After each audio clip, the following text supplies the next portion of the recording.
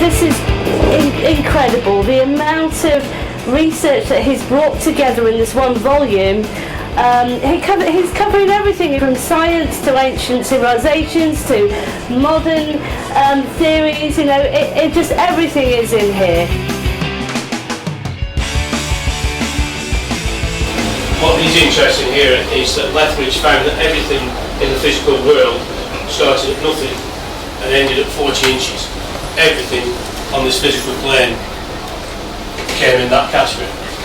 Once you were above that category, he was amazed to find, and there's a good diagram in I think it's chapter 1 and chapter 2 of the book, where it shows two things. It shows the other object in another world. So in other words, there is a mirror world, which is exactly what Dr. Manjir says in her book, yeah, in the quantum world. This is the quantum world of Lethbridge. This is above 40 inches. But what's fascinating with Lethbridge is between 39 inches and 41 inches is this layer here. Very, very important layer. In quantum physics, you probably call this a wormhole. Christians would probably call it heaven. But what happens in this area is fascinating, and I believe it's integral to finding out why we are so controlled by the black magicians. This diagram basically shows the aura of the human being, and what Lethbridge found that you could discover hidden objects under the soil. So he would get his pendulum, so he found out exactly perhaps the length of string for gold. So then he would go out and look for gold under the soil. So he would get his pendulum, put it to the right, say 22 inches, and douse for gold. And he would no doubt find gold under the soil. Yeah? So therefore proving that none of our five senses discovered that gold. Yeah? It was our sixth sense. Obviously this is fully explained in the book. Right. There are two main people, Lethbridge and Shawberger, major heroes of mine, and I do 3 chapters on both of them. Shawberger, born in 1885 in Austria, in virgin natural forest. He was a forester. He died in 1958 at the hands of the American industrial military complex, who basically stole all his ideas, and he died a broken man. This guy's ideas would instantly change the world. Instantly. As would David Gibbons is currently trying to set up his Universal One TV station with the works of Walter Ruston. This guy parallels that research. This will change the world. They dubbed him the Water Wizard, and this makes him as interesting as Lethbridge.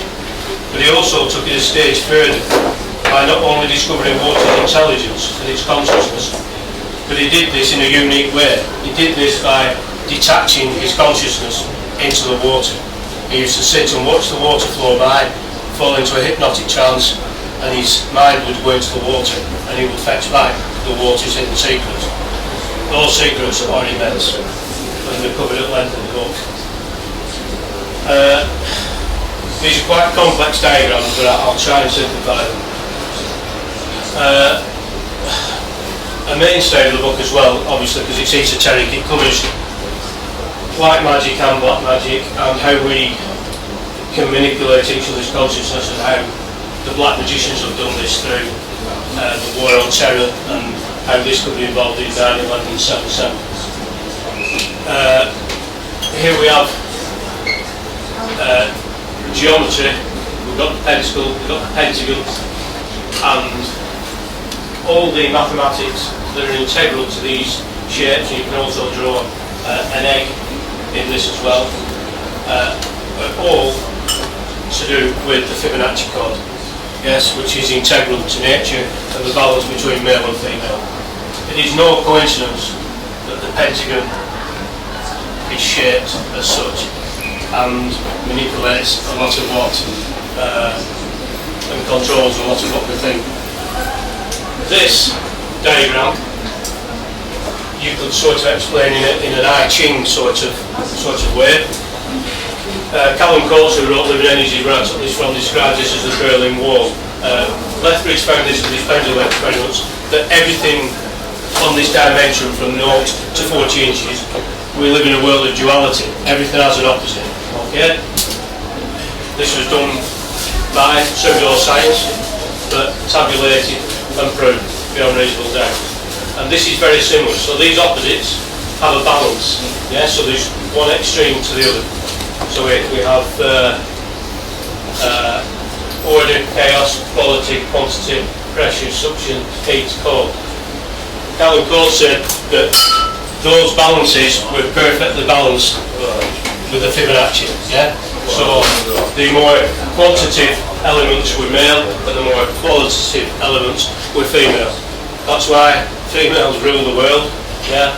So forget any ideas of patriarchy and the fact that men have ruled this world for well over 2,000 years in the patriarchal religions. Women are in charge of this universe. We only think we are. But there is a slight drawback to that in the negative female, but I won't go into that, you'll have to read the book. But none of these can actually attain full maturity, if that's the right word. They can only attain 96%. If they attain 100% or beyond 96, they don't become physical anymore. They become non-physical. They then become quantum. You're in the next dimension, yeah? So they disappear from this world and go into the next world. And you'll see this on Pepsi Cola cans. They've actually changed the thing now, but Pepsi Cola cans used to have the teardrop I Ching symbol, yeah? All symbolism, yeah? Red and blue. But they've actually altered it now. They've actually, you see a Pepsi, they've sort of blocked it. I think too many people have gotten onto it. But, right, Jess?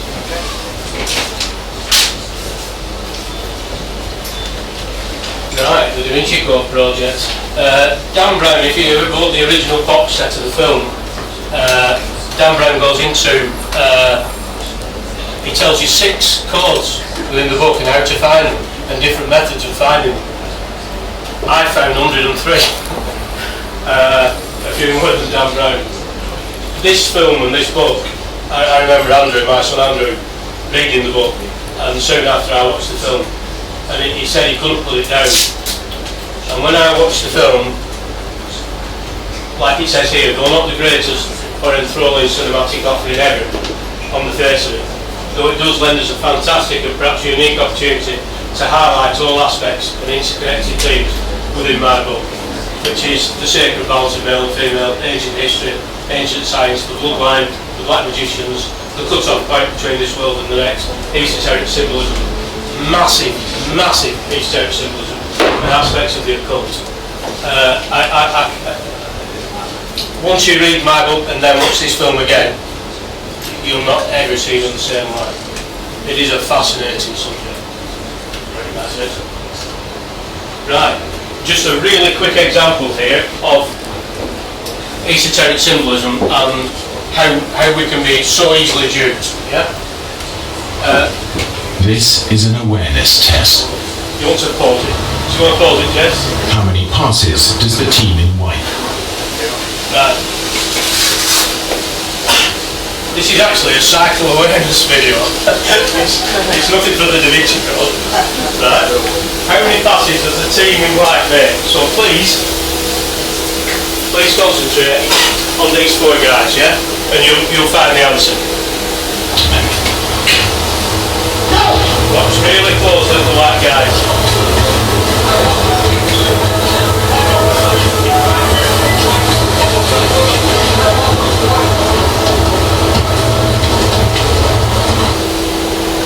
The answer is 13. Did anybody get it right? Yeah. But did you see the moonwalking bear? Who saw the moonwalking bear?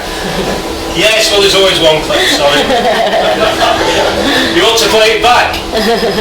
Go on.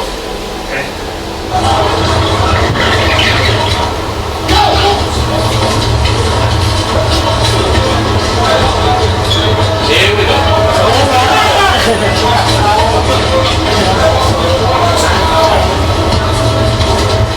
Right, that is such a simple video, but it goes to show exactly how easily we can be duped. Yeah?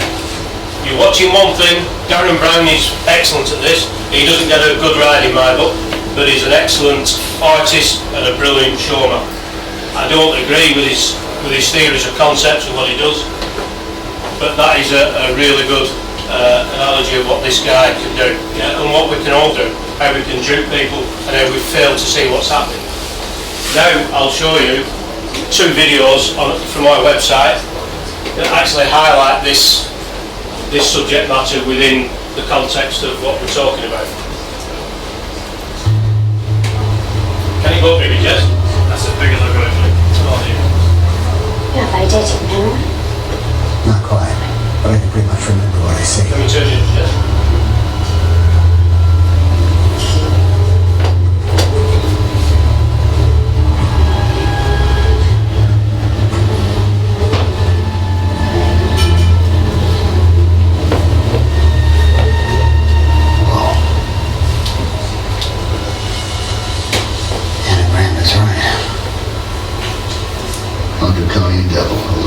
Becomes Leonardo da Vinci, the Mona Lisa. Right, did anybody see the hidden symbolism? I'm glad you didn't cheer up, Dave. Nobody? Cool. Right, I can explain it. Right, come on, Jess, you want me to go back through it again? Yeah. I'm going to stop. So he's trying to crack this code that he's left on the floor. Somebody has left on the floor in the Louvre. I pretty much remember what I see. So you're meant to look at this code, yeah? Just take it back. Just take it back. Go back to the start, mate. It's alright, it's only a short video, isn't it?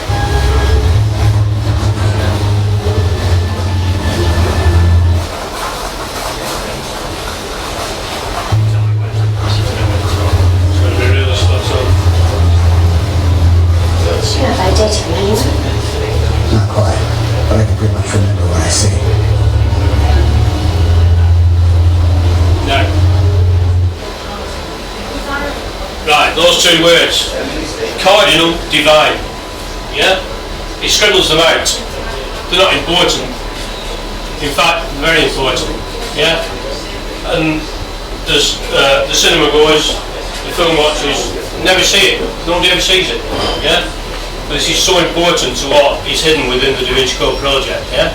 And this is so important to understand, because once you understand how this works, you'll see it out there on the high street and everywhere you go, yeah? Cardinal divine represents the king-priest astrology bloodline, which Dan Brown alludes to, shall we say, in the book and the film, yeah? But he crosses them out.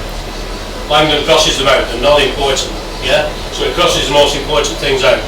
They are vitally important, yeah? They're alluding to this ancient bloodline, yeah? But they don't want you to know that. This is about cracking the code that's on the floor and moving on in the film to the next code. Also, you'll find in the film, Robert Langdon represents the human race. He cannot, the male cannot crack a code without female entourage. He cannot crack it without Sophie, the great goddess of wisdom, yeah? He cannot crack it. There has to be balance between male and female. He never cracks one code in the film without female help. Oh yeah, very, very intelligent how this has been worked out. Next one, Jez. Next page. Yeah, no, next video. Now this video is 3 seconds long.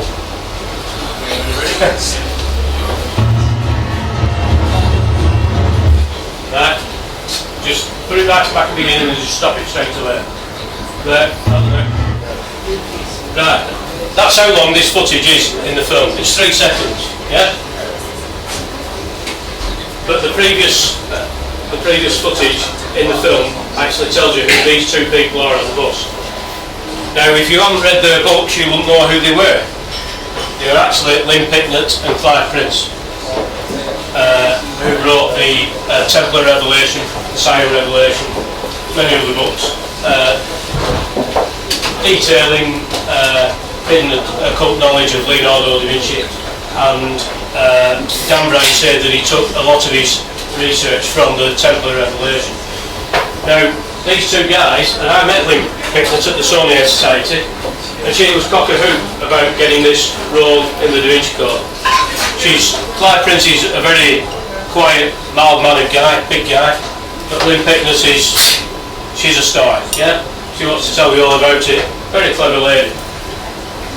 But when I pointed this out at the Saunier Society, you heard a pin drop, yeah? And I was quickly moved on. She was quite I didn't mean to embarrass the lady, she's a highly intelligent lady. I was just trying to make the point. But along with this, it's fascinating, this symbolism's fascinating, obviously you'd have to read the whole book to realise this.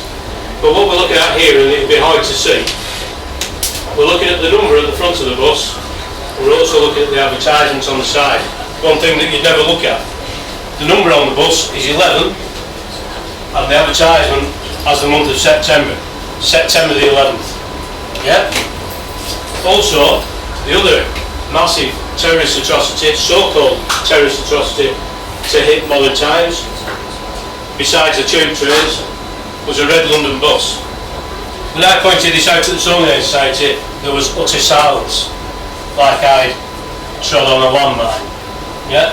And it was quickly moved on. Again, you make your own minds up about this, but the evidence in the book is, you know, it's pretty good. Right, Dave?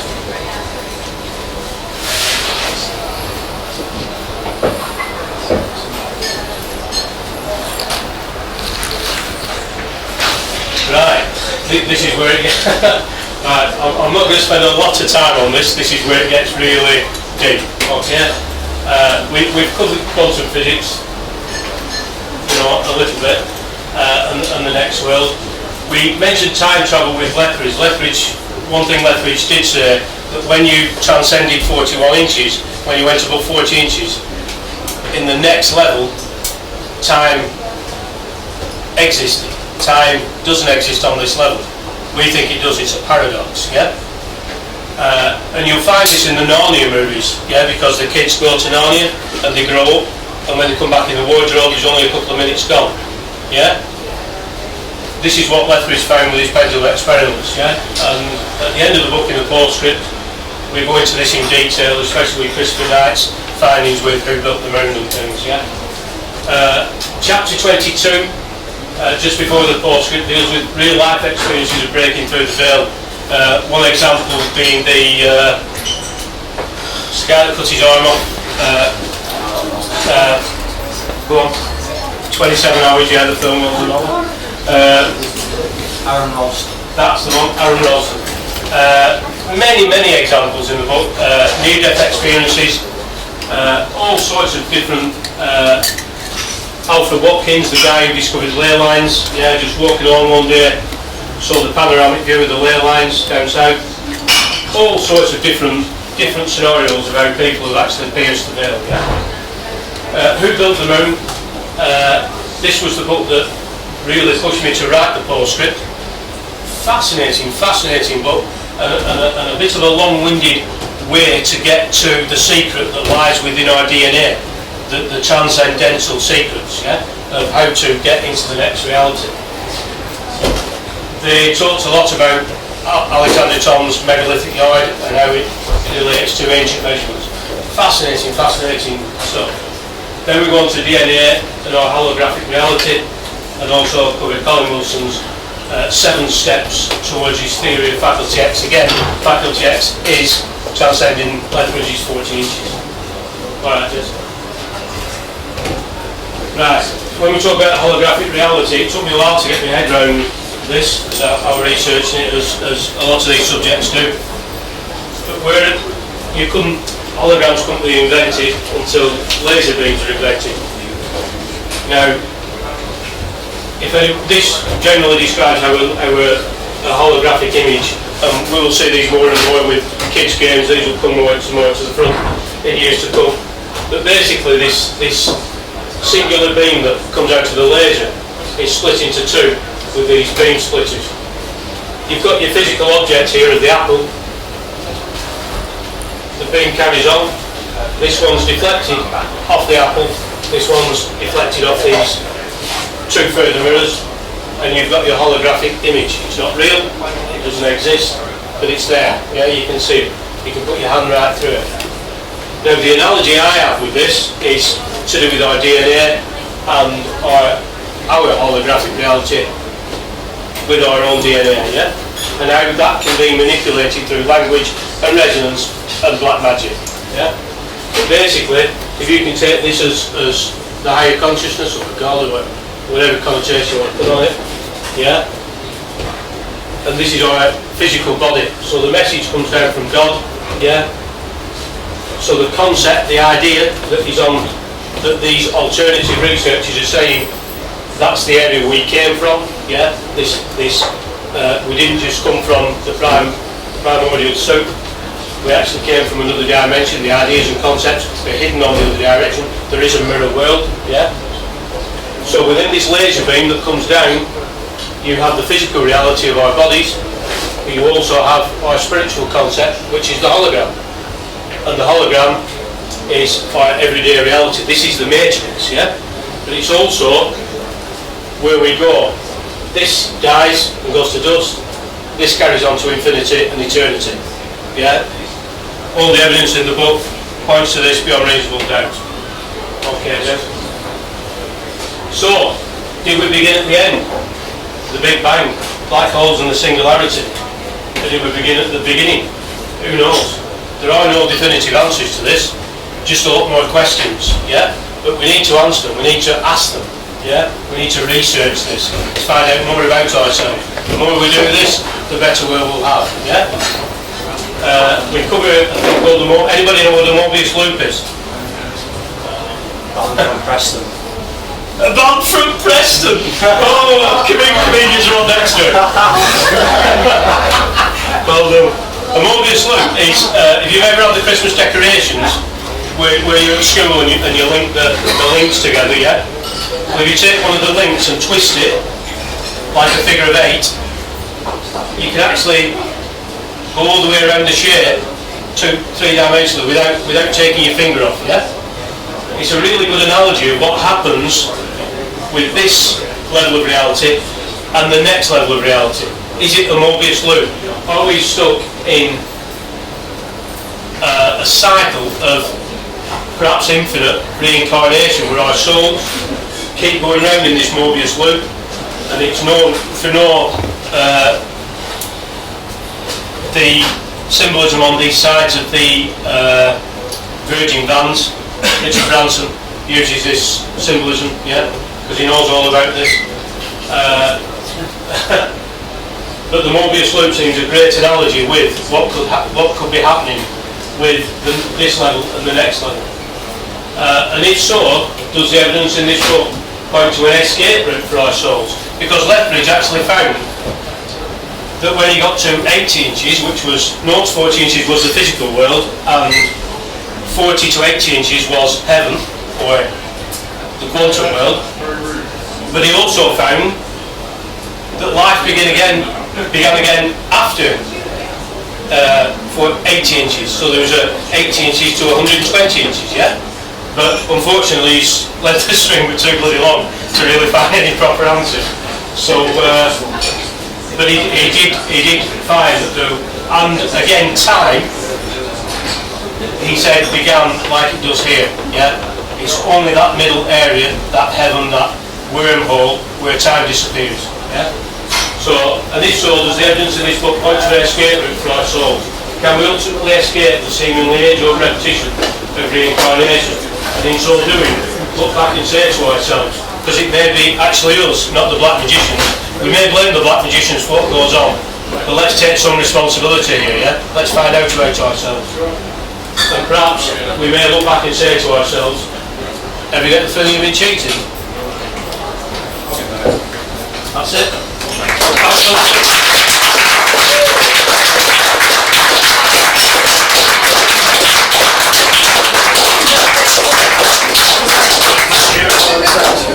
Yeah, Dr. Manjir. Oh, do you want me next? Ladies and gentlemen, we'd like to invite the Manjir Samanta-Laughton to the stage just to say a few words. Thank you.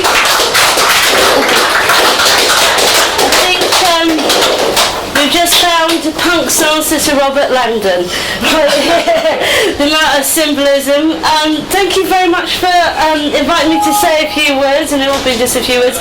Tonight's not about me, it's about Gary and about this amazing book.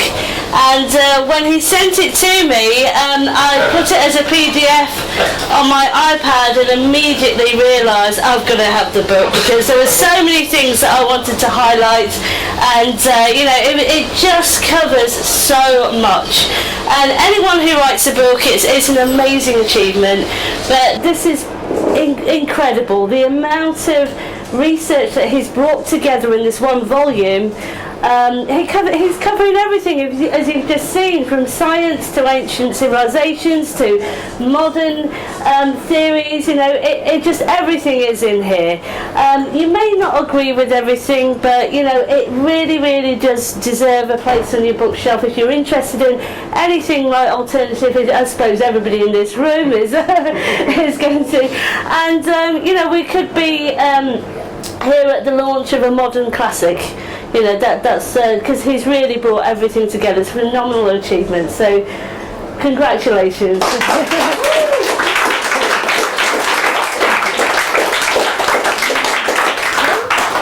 Short and sweet. Okay. We'd also like to invite David Gibbons up onto the stage. This book is going to be quite incredible. It will be a game changer, and I hope all the best will come your way out of this, because the world is about reciprocity. We all help each other, so giving and re-giving well. So Gary Brown, thank you very much.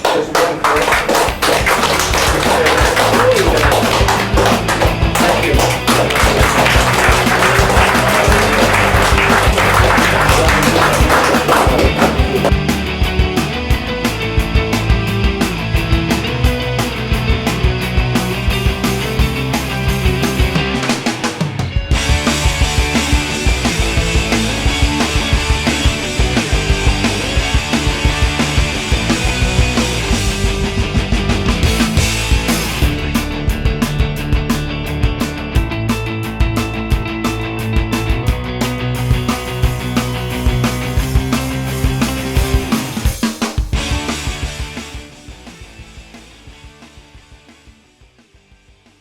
One thing that's certain about 2012 is it was a time of coalescence of ideas coming together, and I think that's where, when we look back on it, we see that the world truly started to wake up. And finally, we look at future Ouroboros, DNA 3D. Gary's already touched on that. There are Russians doing experiments at the moment where they're shining laser light through DNA and they're seeing a hologrammatic quality to it. They're doing experiments where they're taking damaged wheat, shining a healthy wheat germ into that DNA, the DNA of the damaged wheat, and it recorrects itself. They've even done experiments where they've shined laser images of a salamander into frog embryos, and the frog has reconstructed its DNA along salamander lines. These experiments are happening now, and they are real.